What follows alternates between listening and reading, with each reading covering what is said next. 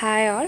അപ്പോൾ നമ്മൾ ഫൗണ്ടേഷൻ്റെ part 1 നോക്കിക്കഴിഞ്ഞു. That means അതിൽ ഫൗണ്ടേഷനിൽ വരുന്ന ലോഡ്, അതിലെ കോഴ്സസുകൾ, ഡിസൈന്, പിന്നെ ടൈപ്സ് നമ്മൾ ജസ്റ്റ് സ്റ്റാർട്ട് ചെയ്തു. എന്താണെന്നുള്ളത് ഷാലോ ഫൗണ്ടേഷനും ഡീപ്പ് ഫൗണ്ടേഷനും എന്താണെന്നുള്ളത് പറഞ്ഞു. നമുക്ക് ഡീറ്റെയിൽ ആയിട്ട് നോക്കാം.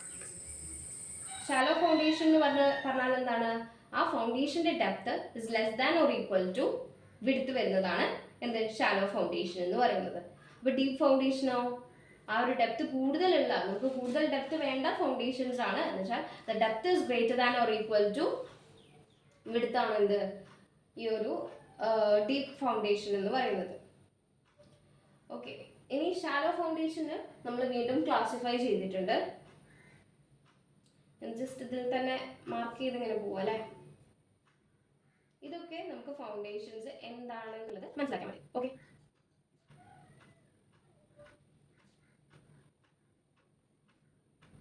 അറിയാവുന്നത് നോട്ട് ചെയ്യാം.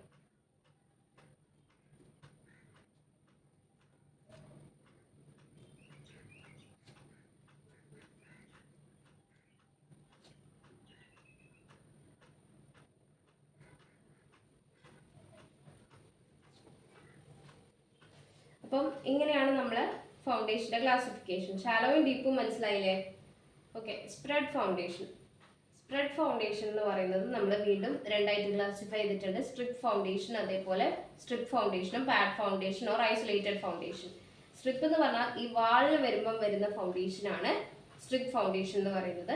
പാഡ് ഓർ ഐസൊലേറ്റഡ് എന്ന് പറഞ്ഞാൽ കോളത്തിന് കൊടുക്കുന്ന, ഒരു സിംഗിൾ കോളത്തിന് കൊടുക്കുന്ന ഒരു ഫൗണ്ടേഷനാണ് pad or isolated foundation. Grillage foundation നമ്മൾ കൊടുക്കുന്നത്, ഗ്രില്ലേജിന് കുറച്ച് പോയിന്റ്സ് ഓർമ്മിക്കാണ്ട്. ഈ ഗ്രില്ലേജ് കൊടുക്കുന്ന എപ്പോഴാണെന്ന് വെച്ചാൽ നമുക്ക് ലോ ബിയറിംഗ് കപ്പാസിറ്റി വരുമ്പോഴും ഹെവി ലോഡഡ് സ്റ്റീൽ സ്റ്റാൻഷൻസ് വരുമ്പോഴും അല്ലെങ്കിൽ കോളംസ് വരുമ്പോഴുമാണ് നമ്മൾ, എന്നുവെച്ചാൽ ഐ സെക്ഷൻസ് ഒക്കെ സ്റ്റീലിൽ വരില്ലേ, അപ്പോഴൊക്കെയാണ് നമ്മൾ ഈ ഗ്രില്ലേജ് ഫൗണ്ടേഷൻ എന്ന് നമ്മൾ കൊടുക്കാറുള്ളത്.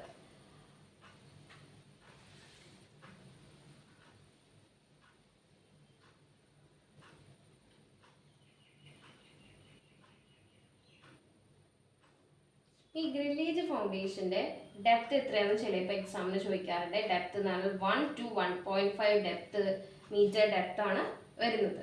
ഓക്കെ, ആൻഡ് അതിൻ്റെ ബെഡിന്റെ തിക്നെസ് ചോദിക്കാറുണ്ട്. Thickness of the bed is 15 centimetre. 15 centimetre ആണ് വരുന്നത്. അപ്പോൾ ഇതിൽ നമ്മൾ സ്റ്റീൽ യൂസ് ചെയ്യുമ്പം ഏത് സ്റ്റീലാണെന്ന് ചോദിച്ചാൽ ഞാൻ പറഞ്ഞു ഐ സെക്ഷൻ ഉള്ളതാണ്. റോൾഡ് സ്റ്റീൽ ജോയിസ്റ്റ് സെക്ഷൻസ് ആണ് നമ്മൾ ഇതിൽ യൂസ് ചെയ്യാറുള്ളത്. ഓക്കെ, ആൻഡ് 2 സ്റ്റീൽ സെക്ഷൻസ് ആയിരിക്കും, പെർപെൻഡിക്കുലർ ആയിട്ട് ആയിരിക്കും അത് പ്ലേസ് ചെയ്തിട്ടുണ്ടായിരിക്കാം. അപ്പോൾ അവിടെ ഇനി വരുന്ന ഡയമീറ്റർ എന്തായിരിക്കും സ്റ്റീലിന്റെ? 2 സെന്റിമീറ്റർ. ആൻഡ് അവിടെ കൊടുക്കുന്ന ക്ലിയറൻസ് എന്ന് പറഞ്ഞാൽ the minimum clearance is 8 centimetre. അതേപോലെ minimum cover is 10 centimetre. And the distance between, ഈ ഐ സെക്ഷൻ ആണ് ഞാൻ പറഞ്ഞു, അതുകൊണ്ട് തന്നെ ഈ ഫ്ലാഞ്ചുകൾ തമ്മിലുള്ള distance between the flanges is 30 centimetre, അല്ലെങ്കിൽ നമുക്ക് 1.5 ഓഫ് ദി വിഡ്ത്ത് ആയിട്ട് നമുക്ക് എടുക്കാൻ പറ്റുന്നുള്ളതാണ്. സോ ഇതാണ് നമുക്ക് ഗ്രില്ലേജ് ഫൗണ്ടേഷനിൽ ജസ്റ്റ് ഓർമ്മിച്ച് വെക്കാനുള്ള കാര്യങ്ങൾ. അപ്പോൾ അതിൻ്റെ ഡെപ്ത് 1 to 1.5 മീറ്റർ ആണ് വരുന്നത്. ആ ഒരു ബെഡിൻ്റെ തിക്നെസ് 15 സെന്റിമീറ്റർ ആണ് വരുന്നത്. പിന്നെ ഞാൻ പറഞ്ഞു റോൾഡ് സ്റ്റീൽ ജോയിസ്റ്റ് ആണ് നമ്മൾ പ്രൊവൈഡ് ചെയ്യുക. അപ്പോൾ അതിൻ്റെ diameter 2 centimetre, minimum clearance 8 centimetre, minimum cover 10 centimetre. And ആ ഫ്ലാഞ്ചുകൾ തമ്മിലുള്ള ഡിസ്റ്റൻസ് എന്ന് പറഞ്ഞാൽ 30 centimetre or 1.5 of the width okay കൊടുക്കാറുണ്ട് എന്നുള്ളതാണ്. ദിസ് ഈസ് എൻ എക്കണോമിക്കൽ മെത്തേഡാണ് വരുന്നത്. ഓക്കെ, നമുക്ക് കോൺസെൻട്രേറ്റഡ് ലോഡ് വരുമ്പോഴാണ് നമ്മൾ ഇത് കൊടുക്കാറുള്ളത്. ഒരു കാര്യങ്ങൾ ഓർമ്മിക്കുക, ഇപ്പം ലോ ബിയറിംഗ് കപ്പാസിറ്റിയും ഹെവി ലോഡഡ് സ്റ്റീൽ സെക്ഷൻസും കൂടിയാണ് വരുമ്പോഴാണ് ഇത് കൊടുക്കാന്നുള്ളത്. ഓക്കെ, അപ്പോൾ ഇതാണ് നമുക്ക് ഗ്രില്ലേജിൽ ഓർമ്മിക്കാനുള്ളത്. ഇനി strap foundation or cantilever foundation, combined foundation. അപ്പോൾ ഇത് രണ്ട് നമുക്ക് ഒരുമിച്ച് നോക്കാം. ഈ സ്ട്രാപ്പ് ഓർ കാൻറ്റിലിവർ ഫൗണ്ടേഷൻ എന്ന് പറഞ്ഞു കഴിഞ്ഞാൽ നമ്മളൊരു ഇൻഡിവിജ്വൽ കോളത്തിനായിട്ട് കൊടുക്കുന്ന ഒരു ഫൂട്ടിംഗ് ആണ്. It compare 2 or more columns ഉണ്ടായിരിക്കും, അതിനെ കണക്ട് ചെയ്തുകൊണ്ട് കൊടുക്കുന്ന ഒരു ഫൂട്ടിംഗ് ആണ് സ്ട്രാപ്പ് ഫൗണ്ടേഷൻ എന്ന് പറഞ്ഞു കഴിഞ്ഞാൽ. അപ്പം അതിൻ്റെ ഒരു ഫിഗർ ഞാൻ അവിടെ കൊടുക്കാം. ഇതാണ് സ്ട്രാപ്പ് ഫൗണ്ടേഷൻ. അവിടെ ഒരു കോളം കണ്ടില്ലേ, രണ്ട് കോളത്തിനും കണക്ട് ചെയ്യുന്ന ഒരു ബീം കണ്ടില്ലേ, അതിനെ പറയുന്നതാണ് സ്ട്രാപ്പ് ബീം എന്ന് പറയുന്നത്. സോ ഇത് എപ്പോഴാണ് യൂസ് ചെയ്യുന്നതെന്ന് വെച്ചാൽ the column is nearer to property limit. നമ്മൾ പ്രോപ്പർട്ടി ലിമിറ്റിൻ്റെ അടുത്താണ് നമ്മൾ കോളം ഉള്ളതെങ്കിൽ and the foundation cannot be extended beyond the limit, അപ്പോഴും വരും. And distance between the column, രണ്ട് കോളം തമ്മിലുള്ള ഡിസ്റ്റൻസ് കൂടുതലായതുകൊണ്ട് ഇത് യൂസ് ചെയ്യാൻ പറ്റും. അപ്പോൾ കമ്പൈൻഡ് എന്തായിരിക്കും? രണ്ട് ഡിസ്റ്റൻസുകൾ തമ്മിലുള്ള കോളത്തിൻ്റെത് കുറവാകുമ്പോഴാണ് എന്ത് യൂസ് ചെയ്യുക? കമ്പൈൻഡ് ഫൗണ്ടേഷൻ നമ്മൾ യൂസ് ചെയ്യുന്നത്. ആൻഡ് ബിയറിംഗ് കപ്പാസിറ്റി കുറവുള്ളപ്പോഴും ആണ് കമ്പൈൻഡ് യൂസ് ചെയ്യുന്നത്. ഓക്കെ, അപ്പോൾ കമ്പൈൻഡ് എന്ന് പറഞ്ഞു കഴിഞ്ഞാൽ നമ്മൾ spread footing which support 2 columns. Okay, ആ ഒരു ഫൂട്ടിംഗ് രണ്ടോ അതിലധികമോ ഉള്ള കോളത്തിനെ സപ്പോർട്ട് ചെയ്യാനുള്ള ഫൂട്ടിംഗ് ആണ് കമ്പൈൻഡ് ഫൂട്ടിംഗ് എന്ന് പറയുന്നത്. ഈ കമ്പൈൻഡിന് തന്നെ 2 ടൈപ്പ് ഉണ്ട് കേട്ടോ. ഇതിൽ ഏതാ വിട്ടുപോയി? റെക്ടാങ്കുലർ ഉണ്ട്, അതേപോലെ ട്രപ്പിസോയിഡലും വരുന്നുണ്ട്. ഓക്കെ, റെക്ടാങ്കുലറും ട്രപ്പിസോയിഡലും. പിന്നെ കമ്പൈൻഡിൽ ഓർമ്മിക്കാനുള്ളത്, നമ്മൾ ഈ കമ്പൈൻഡ് ഫൂട്ടിംഗ് ചെയ്യുമ്പം ആ ഫൂട്ടിങ്ങിൻ്റെ സെൻറ്റർ ഓഫ് ഏരിയ എന്ന് പറയുന്നത്, സെൻറ്റർ ഓഫ് ഗ്രാവിറ്റി എന്ന് പറയുന്നത്, ആ ഫൂട്ടിംഗ് ഏരിയൻ്റെ സെൻറ്റർ ഓഫ് ഗ്രാവിറ്റി എന്ന് പറഞ്ഞാൽ ആ കമ്പൈൻഡ് ഫൂട്ടിങ്ങിൻ്റെ സെൻറ്റർ ഓഫ് ഗ്രാവിറ്റിക്ക് ഈക്വൽ ആയിരിക്കും. കമ്പൈൻഡ് ലോഡ് വരില്ല. ഈ രണ്ട് കോളത്തിനാണ് നമ്മളിത് ചെയ്യുന്നതെങ്കിൽ ആ 2 കോളത്തിനും കൂടി ഒരു കമ്പൈൻഡ് ലോഡിൻ്റെ ഒരു സെൻറ്റർ ഓഫ് ഗ്രാവിറ്റി വരില്ലേ, അത് ആ ടോട്ടൽ ഫൂട്ടിങ്ങിൻ്റെ സെൻറ്റർ ഓഫ് ഗ്രാവിറ്റിക്ക് ഈക്വൽ ആയിരിക്കും എന്നുള്ള കാര്യം. Okay, next is mat or raft footing. അതെന്ന് പറഞ്ഞാൽ ഏത് സോയിലിനാണ് യൂസ് ചെയ്യുന്നത് എന്ന് പറയുമ്പോൾ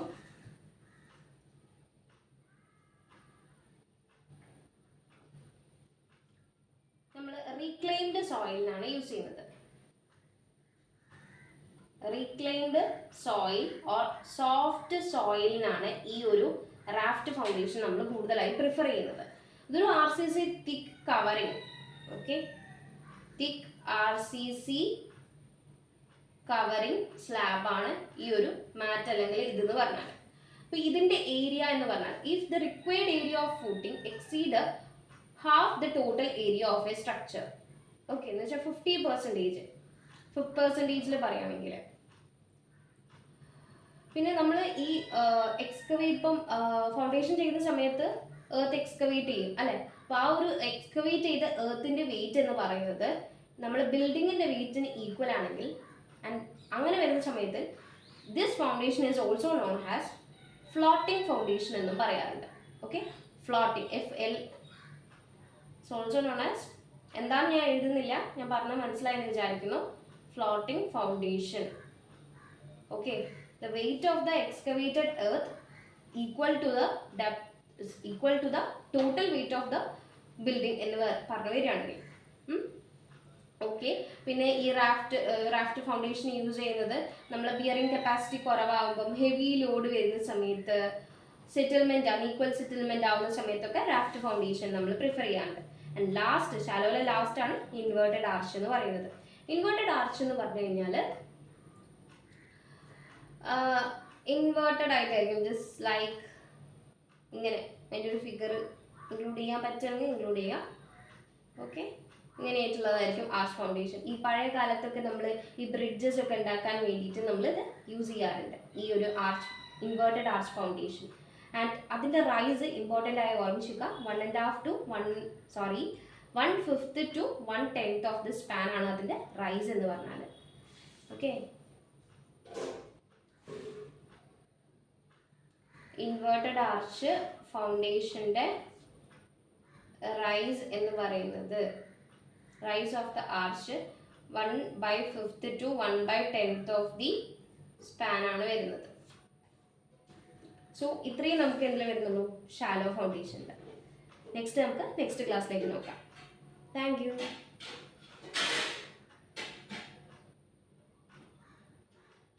ഹായ് ഓൾ. അപ്പോൾ നമ്മളിപ്പം ഷാലോ ഫൗണ്ടേഷൻ്റെ ടൈപ്സുകൾ ഫുൾ പറഞ്ഞു കഴിഞ്ഞു. Spread, grillage, strap, cantilever, combined, mat or raft, inverted arch എന്ന് പറഞ്ഞിട്ടുള്ളത്.